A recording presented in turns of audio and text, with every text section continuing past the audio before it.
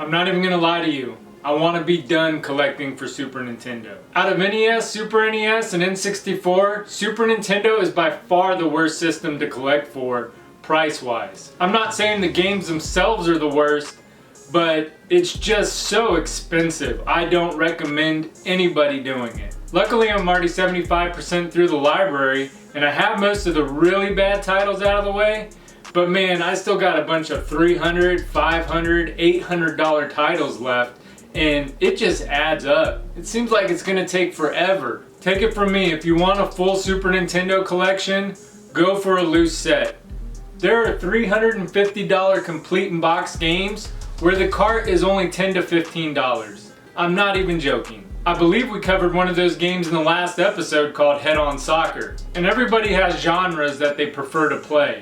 Platformers, shmups, RPGs. There's a lot of these games that I don't even want to play. But I have to sit there and study up on the game, learn how to play, and sometimes I'll put 2 hours into a game just for the little 1-minute review I do on them. I always thought NES was the worst console to collect for because of stadium events.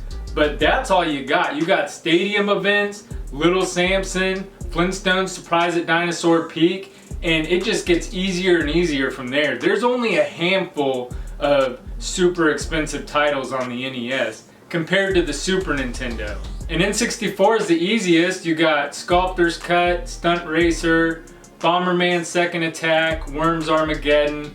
You could probably count all the worst games on 2 hands. But this Super Nintendo collection is really holding me back. Like, I want to get some fiber signs, World of Nintendo fiber signs up in here, maybe a Super Nintendo neon, but I can't get that stuff right now trying to complete this set. So no, I don't hate the Super Nintendo, but I'm ready to be done with it. I'm ready to stop collecting for it. And somebody asked me a few videos ago, how come I have so many games on the shelf, but the price counter's only at like 160, I think at the time, I don't know. Well, the reason I have a lot more games on the shelf than I do the price counter is because this library is so big, I don't have anywhere else to store the games we haven't covered yet. And I started really late when I was like already halfway through the Super Nintendo library. So with the N64 Complete in Box Quest, I started early in that library. And I only put the games on the shelf that we had covered. And any games that we haven't covered yet, I kept off to the side until I reviewed them, and then I would put them on the shelf. So that's why there's a lot more games on the shelf than the price counter. Each episode I go up to the shelf and I'm just looking at the games, picking them off, which ones I'm gonna play. But anyways, today we have 5 more games that we'll be adding to the collection. Let's check them out.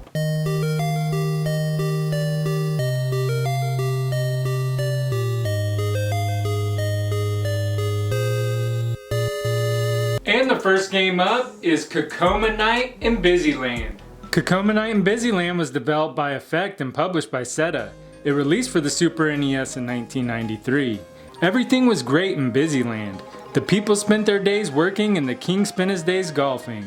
But to the north was Lazyland, ruled by Queen Wagamama. Queen Wagamama was jealous of the wealthy Bizyland kingdom and dreamt of ruling it. So she made a deal with the magic mirror to transform Bizyland into a great wasteland in exchange for King Cacoma's daughter Ophelia. To ensure no one could rescue Ophelia, the mirror split her images into pieces and scattered them across Mirrorland. If no one rescues her by the next full moon, she'll be trapped there forever. You play as one of 3 characters: Jack, Jean, or a robot RB93. They were lazy like the king, so they were unaffected by the spell. The king gives magic chalk to the character you selected, and you have to return color to Bizyland. To do that, you have to draw lines and box in areas. Each level has a certain percentage you must clear, and the percentage you have to reach raises each level. As you return color to Bizyland, you can discover chests that will give you power-ups to help you. As you make your way through the levels, you'll unlock mirror pieces of the princess. But that's the game. You draw lines and color in the levels.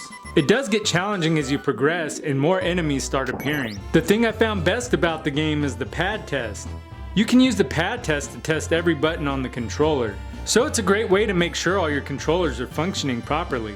Cacoma Knight and Bizyland is game number 179 for the collection, and I have $150 in trade for it. And at $150, that brings our total up to $30,003 for the collection. And the next game up is Family Dog. Family Dog was developed by Imagineering and published by Malibu. It made its way into homes in 1993. You play the life of an American family dog. You start off the game in the living room of your house. There are all kinds of obstacles and things in the way, such as bouncy balls, cats, spinning tops, and books. You also have to watch out for Billy popping out and shooting at you. Besides the obstacles, you can find items to help you, like cheese treats, which give you super barks, and bones, which give you health. Your health is measured by the bone at the top of the screen. Finally, you can find items in each level that will unlock a bonus level. As you transition through each room, Billy will chase you with a squirt gun. He gets faster as you progress through the house. Eventually you make it to the kitchen where Billy is zipping up and down with a vacuum. One hit from it and you lose a life. Finally you make it to Bev, Billy's mom, for safety. But you dig around and she gets mad at you and takes you to a compound. In the compound, you dodge other dogs while freeing birds to help you escape. The game starts getting difficult once you get outside the compound. It's all trial and error with blind leaps of faith. If you manage to escape the compound, you start running back home. If I was this dog, I would not be trying to get back to that house. To get to the house, you have to go through the woods. The first level of the woods is easy, but the second level of the woods is more leaps of faith. One wrong jump and you die. Once you make it through the bouncing trees, you beat the game. But I lost all my lives on the level and got a game over. It's super frustrating to play a trial and error game and get sent back to the beginning of the game. The visuals are mediocre, the music is generic, the controls are unresponsive at times, and the gameplay is average. Family Dog isn't absolutely terrible, but I doubt I'll be coming back to it anytime soon. Family Dog is game number 180 for the collection, and I have $40 in trade for it. And at $40, that brings our total up to $30,043 for the SNES quest. And the next game up is Suzuka 8 Hours. Suzuka 8 Hours was developed and published by Namco, porting to the SNES in 1992. Suzuka 8 Hours is a motorcycle racing game that gives you multiple options to play.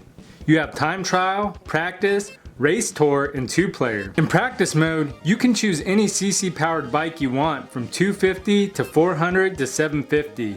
You can also select automatic or manual and choose a bike based on acceleration, max speed, or cornering. Finally, you can choose the color of your bike. Practice mode allows you to learn the corners of each track. It really helps you get ready for the race tour. Practice mode also has other bikes on the track, so it feels like a real race. Time trial is the same as practice mode, but you have the whole track to yourself and you race the clock. Race Tour only starts you off with a 250cc bike. Each race you earn points based on what place you finished. After racing the A, B, C, D, and Suzuka class races, and you earn enough points, you unlock the next CC powered bike. The tracks progress in difficulty as you go along. The A class track only has a few turns, and the Suzuka class track has constant crazy turns. It's actually a lot of fun. Use the D-pad for normal turning, L and R with the D-pad for sharper turns, and you can use the L and R button to make minor adjustments to straighten up your bike on the straightaways. It's a really nice feature and the controls are responsive. The visuals are excellent and you have no issues seeing upcoming corners on a track like some other racing games we've covered. If you need a break, there is a password system, but it looks like this. Overall, Suzuka 8 Hours is a pretty decent racing game. It's one of the better motorcycle racing games we've covered. Suzuka 8 Hours is game number 181 for the collection, and I have $50 in trade for it. And at $50, that brings our total up to $30,093 for the Super NES Quest. And the next game up is Super High Impact. Super High Impact was developed by Beam Software and published by Acclaim. It released for the SNES in 1993. Super High Impact is a generic football game, but I actually really enjoyed playing it. You have a couple different options to play. You can choose a grass field or artificial turf to play on, and you can set the quarters to 2, 5, or 10 minutes. You have the most random teams. They range anywhere from Cincinnati to Africa. Finally, you have 3 difficulty options to choose from: Exhibition, Pro, or Ultimate. The game is far from perfect. First, the visuals are a bit fuzzy. They don't take away from the game too much, but it's noteworthy. The biggest flaw I found in the game is executing some of the controls. First, on offense running the ball, you have a couple of evasive moves. One is using up and over on the D-pad and the X button to spin away from the opponent. The other is using Y and over to jump away from them. I was never able to perform a successful spin once, and I was only able to lunge away one time. You can also use the L or R button to sprint, but only one time per man per play. However, that control worked excellent and it was super effective.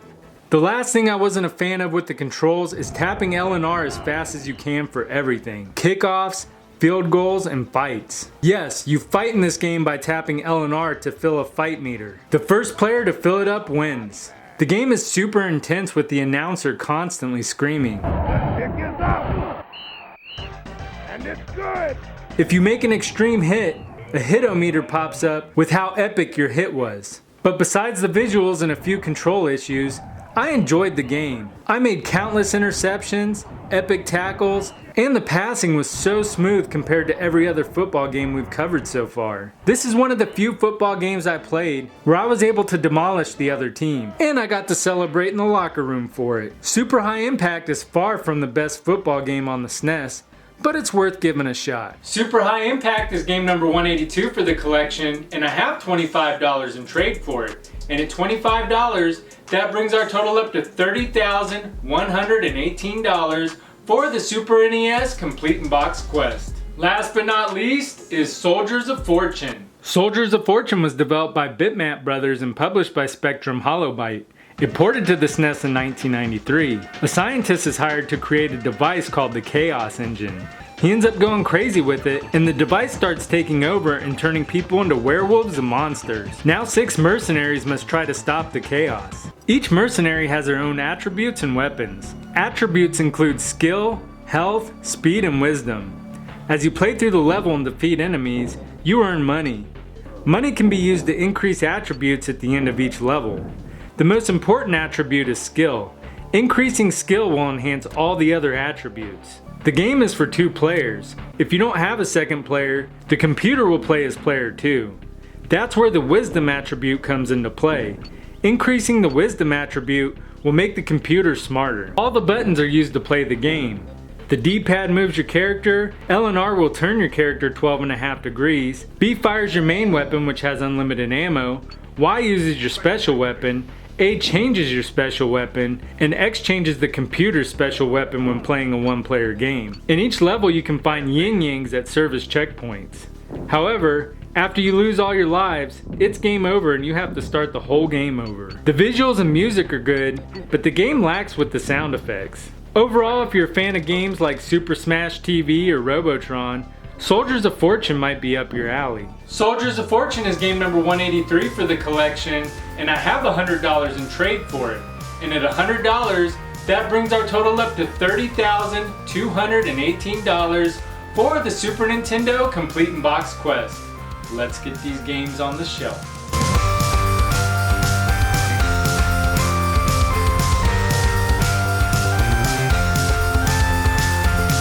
If you enjoyed the video, please make sure to subscribe. I'm completing the entire Super Nintendo library, complete in box, right here on this show. Also make sure to leave a thumbs up for Soldiers of Fortune. Until next time, I'm Gamer Wayne, and thanks for watching.